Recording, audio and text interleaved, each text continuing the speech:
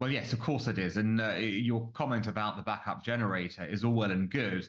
But the backup generator has to be on a different system to the main generator, or else you've got a massive problem. What appears to have happened here, although it's a little unclear still, is that the backup system got taken out by the same problem as the frontline system. And that's really basic, sort of 101 on this sort of thing.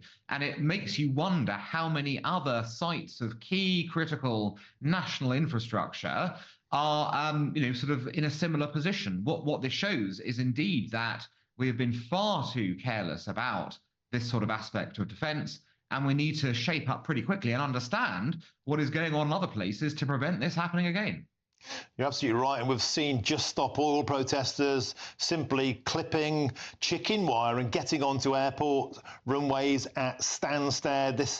This incident here, however it happened, it may have been an old generator conking out. We're hearing reports of a very old oil-filled transformer running over capacity, something that had been highlighted a number of years ago by the Mayor of London, Sadiq Khan. Of course, we have the more fantastical events, perhaps, of foreign intervention from Vladimir Putin. But it just sends out the message, does it not, that we're not serious about protecting our infrastructure. We're not serious about projecting power on the world stage in a week, Dr. Mendoza, where you've got the Prime Minister on a nuclear submarine promising to take over the skies over Ukraine.